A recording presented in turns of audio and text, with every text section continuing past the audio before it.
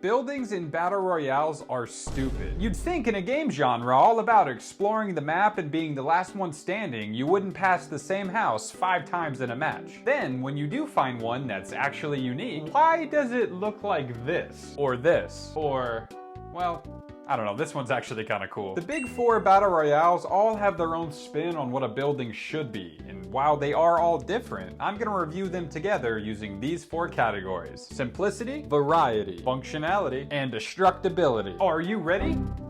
Oh, give me 1 second. There we go.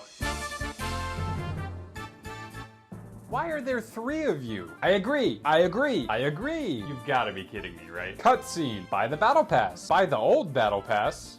Hell no. New battle pass. Battle pass junior. I agree. How do we get out of here? Oh, there we go.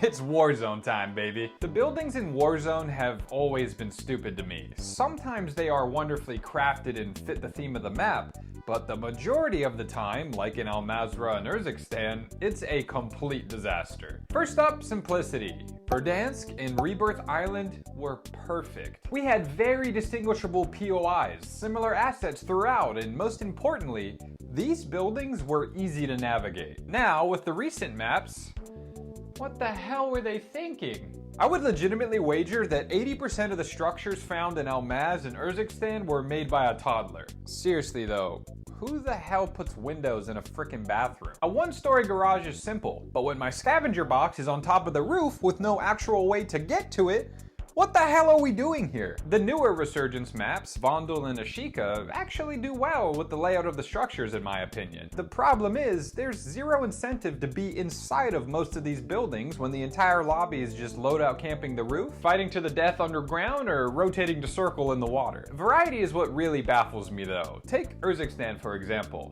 The entire map is nothing but buildings, and most of them are unique, or at least appear to be. Now, go back and take a look at Verdansk. The entire map is riddled with reused assets all over. So obviously Urzikstan would win, right?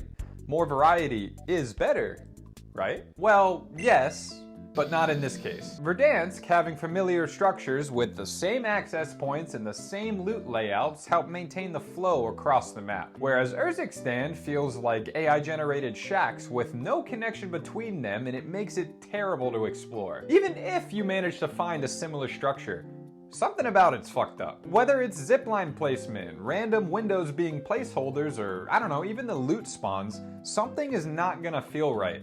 And this is further compounded when we talk functionality. It's important to keep in mind that Warzone's Battle Royale experience relies heavily on power positions, which are locations that allow for easy controlling of the map and are pretty hard to be killed from. The easiest example is the ATC tower in Verdansk, because nobody was pushing your team if you were in there, as the building enabled you to murder anyone who tried. Then Caldera came out, which replaced the buildings with terrain, because at any moment you could just get shot at from peak, or I don't know, ballooned on from some random area. Can you tell I didn't really like that map? Al Mazrah toned down the terrain, but spread out the map, meaning buildings regained that significance in controlling terrain, but at a cost. We now have clusters of buildings with large open spaces between them, creating minimal cover, minimal movement options, and minimal fun, because this shit reminded me of PUBG. Please, just get me out of here!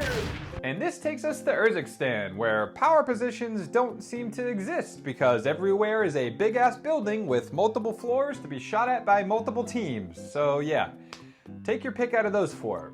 I'm going Verdansk. Lastly, COD also loses out on destructibility, because all we really get is breaking windows, and I guess you can shoot through some wood surfaces. I'm done with COD, man.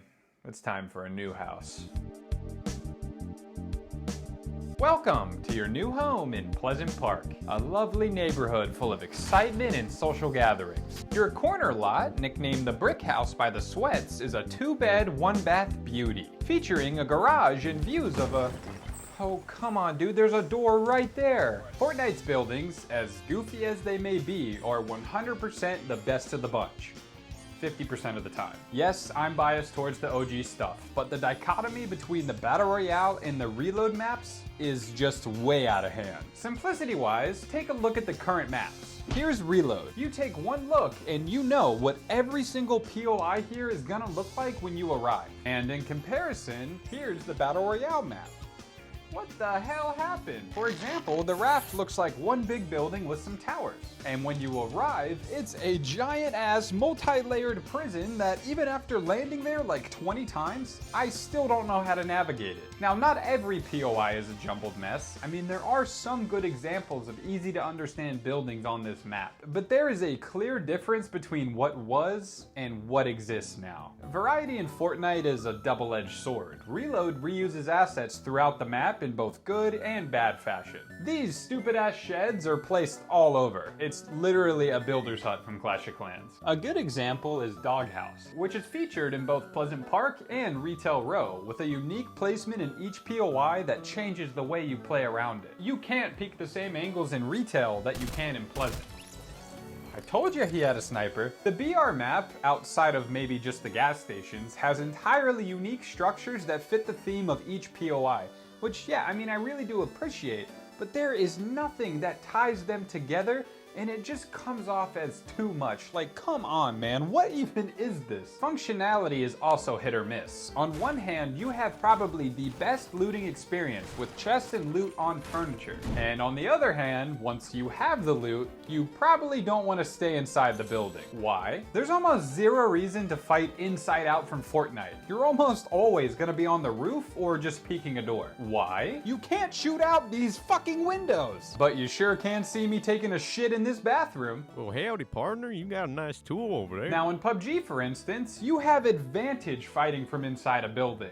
And in Fortnite, you ain't hitting shit unless you break out this wall. Meaning, destructibility is also a double-edged sword, because this game gives players the most freedom to interact with structures. But if you need to tear down the building just to fight effectively, then what's the point of the building? Anyways, Fortnite, pretty solid. But who's ready to fly on a zip line? I am. Oh yeah, it's time to get futuristic. I paid them to be here. Apex is a weird middle ground to me, because the buildings here are all themed around the aesthetic of the game, which is cool. Oh, can somebody tell me why they're so empty? Every structure is essentially an empty box with some prison bar-ass windows to shoot out of. And yeah, I mean, that might sound bad at first, but I don't know, imagine Caustic's fat ass trying to lay 6 gas traps in this COD room. Ain't happening. Simplicity-wise, most of these buildings are just variations of squares or open bays. And then we have this thing. Entrances are super easy to find because of these bright-ass colors, and then once you're inside, navigating around is... I mean, how would you even get lost in here? As much as I hate how empty and useless these buildings are, it's for a reason. They give room for players to experiment with that movement tech, to deploy traps or use other abilities. The variety is some of the best of the bunch on the outside, because once again on the inside, It's just an empty box. sick. Now functionality, that might be where these Apex buildings shine the most. If you have a sweaty Twitch TV username, you probably recognize this. And if you're just looking to have some fun like the rest of us, I mean, yeah, this'll do. Wait, another bathroom with windows? What is it with these Battle Royale devs trying to see my Anyways, besides natural cover or temporary abilities, you're probably gonna find yourself in or around these buildings the majority of the game when not actively traversing the map. And I have to highlight how a lot of these structures have zip lines or little areas where you can climb up and get to higher places. You gotta love that. Apex has minimal destruction. I mean, all you really get is just the ability to break down some doors. Let me in. Let me in. These buildings are strange, but I think they can get a pass because they clearly were designed to bolster the gameplay experience. Apex, to me, not too shabby. Damn, they got K-pop in here? This actually might be pretty cool. Never mind, can I please get inside a building? Man, I feel like I could live here. I mean, I don't really want to, but I could. That's sort of the vibe I get from everything in PUBG. It's familiar, it's simple, and for the most part, it's real. And I have to give PUBG credit. Just take a look at the map design. The detail here is gorgeous, and while structures are limited to just small icons like COD and Apex, you still are able to tell what a POI will look like when you get there. On the ground, any smaller building you enter is gonna be pretty much self-explanatory. But goddamn, if that thing is more than 2 stories, your chances of getting lost skyrocket. This is the COD issue, just toned down a little. Why is this staircase blocked off? Why is this staircase hard to find? Why does this door lead to a wide open balcony? Why do you need a crowbar to access this roof, but then the taller building next door just lets you get there for free? Variety in PUBG is all over the place. Take the Rondo map for example. Boom, New York City, white suburbs, the Hidden Leaf Village. We got NASCAR in here? Amazon Distribution Center. The village hidden in the mist? The World Cup. So there are no reused POIs across all the 9 maps, and that's pretty impressive, right? Well, let's look a little bit closer. Take this POI from the OG map. How many assets do you think are reused? Did you say 4? Let's find out.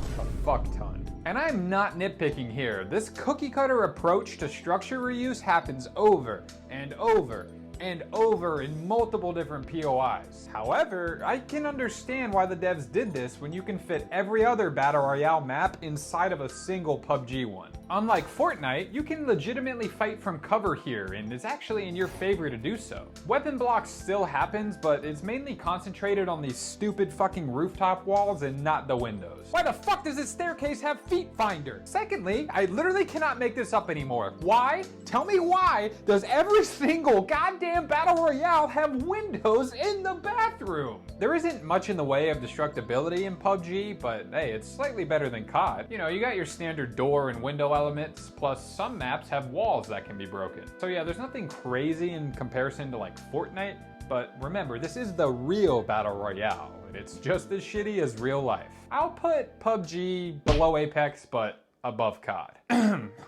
Good evening everyone, and welcome to Skalo's first ever Stupidest Buildings Awards. My name is Yace, and I'm excited to be here. So let's go ahead and bring out our first winner. I mean loser. They all suck. And that brings us to the end, so I hope you enjoyed my rant on why I think buildings and battle royales are stupid. I do genuinely enjoy all these games though, I just can't get over why they have windows in the damn bathrooms, man. Excuse me, you forgot about Off the Grid! I can't even run that game. And anyways, fuck